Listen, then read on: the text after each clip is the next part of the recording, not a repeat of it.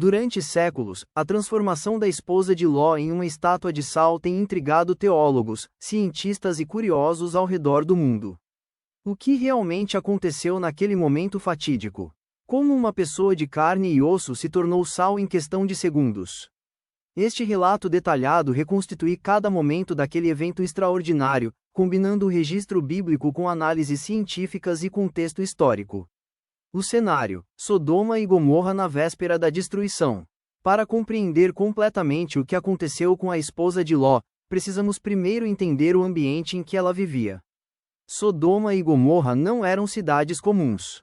Localizadas no Vale do Jordão, próximas ao Mar Morto, essas cidades estavam assentadas sobre uma região geologicamente instável, rica em depósitos de enxofre, betume e sal. O Mar Morto, conhecido na antiguidade como Mar Salgado, possui a maior concentração de sal do planeta, cerca de 34% de salinidade, quase 10 vezes mais que os oceanos. As planícies ao redor eram compostas por camadas espessas de sal cristalizado, formadas ao longo de milhares de anos pela evaporação de águas antigas. A região também era conhecida por suas covas de betume, poços naturais de asfalto que borbulhavam do solo. Esse betume era inflamável e, combinado com os depósitos de enxofre, criava um ambiente extremamente perigoso. Bastaria uma centelha para transformar toda a área em um inferno literal. A família de Ló, dividida entre dois mundos. Ló era sobrinho de Abraão e havia escolhido viver em Sodoma por suas terras férteis e prosperidade comercial. Sua esposa, cujo nome não é mencionado na Bíblia, havia se acostumado com o conforto e o estilo de vida luxuoso da cidade. Eles tinham filhas que haviam se casado com homens de Sodoma, criando laços profundos com aquele lugar. A decisão de Ló de viver ali não foi apenas geográfica, foi também espiritual e emocional. Sua família estava completamente integrada à sociedade sodomita. Para a esposa de Ló especialmente, Sodoma não era apenas um lugar, era seu lar, sua identidade, tudo o que ela conhecia e amava. Quando os anjos chegaram à casa de Ló para adverti-lo sobre a destruição iminente, encontraram uma família hesitante. O texto bíblico é claro: Ló demorava-se. Seus genros pensaram que ele estava brincando. Sua esposa, embora não tenha verbalizado, também carregava no coração a relutância de partir. O aviso solene: não olhe para trás. Na madrugada fatídica, os anjos agarraram literalmente Ló, sua esposa e suas duas filhas solteiras pela mão e os tiraram à força da cidade. A misericórdia de Deus estava se manifestando através da urgência daqueles mensageiros celestiais. Não havia tempo para arrumação, despedidas ou última olhada na casa. A instrução foi cristalina e direta: escapa por tua vida.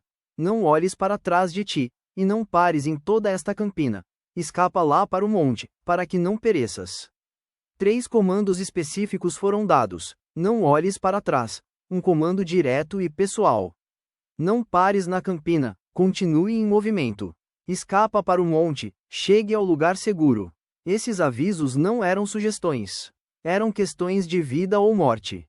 Os anjos sabiam exatamente o que estava prestes a acontecer e quais seriam as consequências de desobedecer. O momento da destruição, um cataclismo sem precedentes. Enquanto o sol nascia sobre a terra, Ló alcançava a pequena cidade de Zoar, onde havia pedido refúgio. Foi então que o julgamento divino começou. O texto bíblico descreve: então o Senhor fez chover enxofre e fogo, do Senhor desde os céus, sobre Sodoma e Gomorra. Vamos analisar o que isso significa cientificamente e como teria se manifestado. A composição química do julgamento. O enxofre mencionado não era metafórico. Enxofre, S, é um elemento químico amarelo, inflamável, que quando queima produz dióxido de enxofre, SO2, um gás sufocante e tóxico.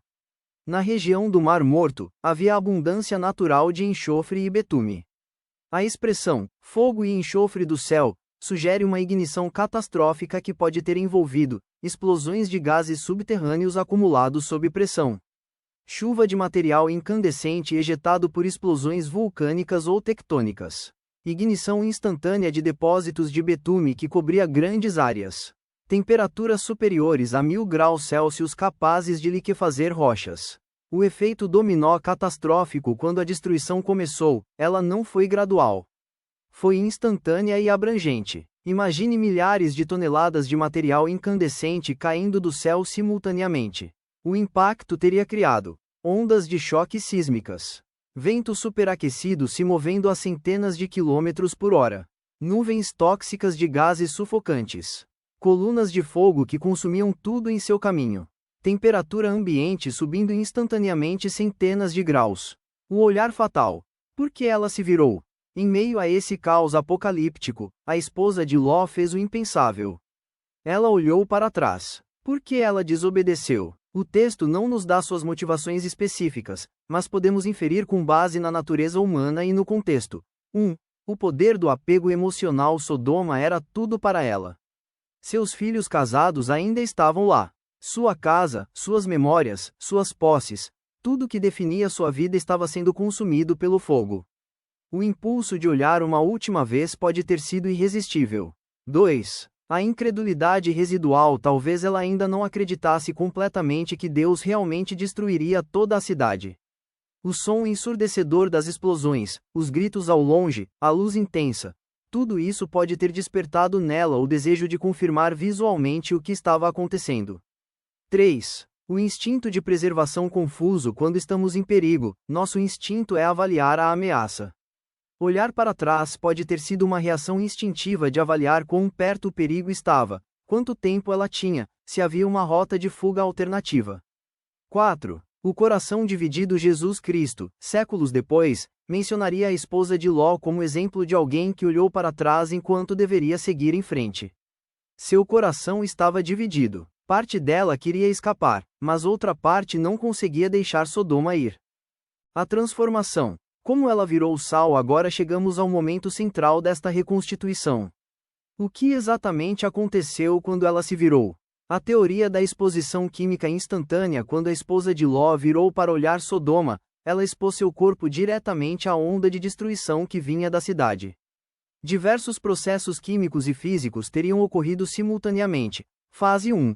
Exposição à onda de calor extremo. A primeira coisa que a atingiu foi uma onda de calor radiante superior a 800 graus C.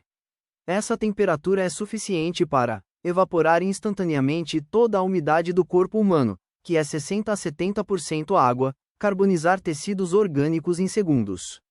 Criar uma desidratação massiva e imediata. Fase 2. Exposição aos gases de enxofre e cloreto. A destruição de Sodoma liberou enormes quantidades de dióxido de enxofre, SO2, trióxido de enxofre, SO, ácido sulfúrico, HSO, formado pela combinação com vapor d'água. Cloreto de sódio, NaCl, vaporizado dos imensos depósitos de sal. Esses gases, superaquecidos e em altíssima concentração, envolveram seu corpo completamente. Fase 3. Cristalização rápida. Com o corpo desidratado e exposto a uma atmosfera saturada de sal vaporizado, começou um processo único. O sal em estado gasoso condensou-se sobre sua forma corporal desidratada. A estrutura básica de seu corpo, embora sem vida, serviu como um molde, sobre o qual o sal se depositou camada por camada, preservando a forma externa enquanto os tecidos internos se desintegravam. Este processo é similar ao que acontece na formação de fósseis ou em corpos mumificados naturalmente em ambientes extremamente secos e ricos em minerais. Fase 4. Solidificação da coluna de sal. Em questão de segundos a poucos minutos, o que antes era uma pessoa viva transformou-se em uma estrutura cristalina de sal. Não era mais carne, era cloreto de sódio puro, misturado com outros minerais da região, assumindo a forma aproximada de um corpo humano. O testemunho geológico. Curiosamente, a região do Mar Morto possui até hoje formações naturais conhecidas como pilares de sal, estruturas verticais de sal cristalizado que se erguem do solo. A mais famosa é chamada pelos locais de Esposa de Ló, e está localizada no Monte Sodoma. Embora essas formações sejam naturais e tenham sido criadas por processos geológicos ao longo de milênios, elas demonstram que a transformação de matéria orgânica em sal não é impossível naquele ambiente específico. A única diferença é que, no caso da esposa de Ló, o processo que normalmente levaria milênios aconteceu em instantes devido à intensidade catastrófica dos eventos. O significado espiritual. Mais que um evento físico. Embora possamos analisar os aspectos científicos e físicos da transformação, o evento transcende a mera química e física. Há dimensões espirituais profundas que não podem ser ignoradas. 1. A desobediência tem consequências. A esposa de Ló recebeu uma instrução clara e específica de Deus. Sua desobediência não foi acidental, foi uma escolha consciente de ignorar a advertência divina. Isso nos ensina que as instruções de Deus não são sugestões opcionais, mas diretrizes para nossa proteção. 2. O perigo do coração dividido. Jesus disse: ninguém que lança mão do arado e olha para trás é apto para o reino de Deus. A esposa de Ló simboliza todos aqueles que conhecem a verdade, recebem advertências, mas mantêm o coração apegado ao mundo que Deus ordena que deixemos. 3. A misericórdia e a justiça de Deus. É importante notar que Deus não queria que ela morresse. Ele providenciou anjos para tirá-la da cidade. Deu avisos claros. Concedeu tempo para escapar. A destruição não foi cruel, foi justa. E a salvação oferecida foi genuína. Sua morte foi resultado de sua própria escolha. 4. O julgamento do pecado é real. Sodoma e Gomorra não foram destruídas por capricho divino. O texto bíblico deixa claro que o clamor contra Sodoma e Gomorra se tem multiplicado, e o seu pecado se tem agravado muito. Havia maldade extrema, violência, perversão sexual institucionalizada, e rejeição total dos padrões morais de Deus. A destruição dessa cidade serve como um aviso eterno de que Deus não tolera o pecado indefinidamente. Há um limite para a paciência divina, e quando esse limite é alcançado, o julgamento vem. As evidências arqueológicas. O que encontramos hoje? Arqueólogos e geólogos têm estudado a região do Mar Morto por décadas, buscando evidências das antigas cidades da planície. Embora a identificação exata de Sodoma e Gomorra permaneça debatida, descobertas fascinantes foram feitas. Sítios arqueológicos carbonizados, escavações em locais como Bab-ed-Hdhra e Numeira revelaram camadas espessas de cinzas, evidências de destruição por fogo intenso, e estruturas que foram abandonadas abruptamente. Datações sugerem que essas cidades foram destruídas simultaneamente por volta de 2000 a 1900 a.C., compatível com o período bíblico de Abraão e Ló. Anomalias geológicas. A região apresenta características geológicas únicas. Formações de enxofre puro, raramente encontrado nessa forma na natureza, camadas de cinzas que sugerem combustão extrema. Estruturas cristalinas de sal que preservam formas orgânicas. Evidências de atividade sísmica catastrófica antiga. O testemunho dos escritores antigos. Historiadores antigos como Flávio Joséfo, escrevendo no primeiro século depois de Cristo, mencionaram que os vestígios de Sodoma e Gomorra ainda eram visíveis em seus dias. Ele especificamente mencionou uma coluna de sal, que se dizia ser a esposa de Ló, indicando que a memória do evento permaneceu viva por milênios. Lições práticas para nossa vida hoje. A história da esposa de Ló não é apenas um relato antigo, ela carrega advertências urgentes para nós hoje. 1. Cuidado com o apego ao mundo. Todos nós temos nossas Sodomas, coisas, lugares, relacionamentos ou estilos de vida aos quais nos apegamos, mesmo sabendo que não são saudáveis espiritualmente. A esposa de Ló nos ensina que há momentos em que precisamos simplesmente sair e não olhar para trás. 2. Obedeça imediatamente às instruções de Deus quando Deus fala, seja através de sua palavra, de seu espírito ou de circunstâncias que ele orquestra, a obediência deve ser imediata. Hesitação pode ser fatal, não necessariamente fisicamente, mas certamente espiritualmente. 3. O custo do discipulado é real. Jesus foi claro: se alguém vem a mim, e não aborrece a seu pai, e mãe, e mulher, e filhos, e irmãos, e irmãs, e ainda também a sua própria vida, não pode ser meu discípulo. Seguir a Cristo exige deixar coisas para trás. A esposa de Ló não estava disposta a pagar esse preço.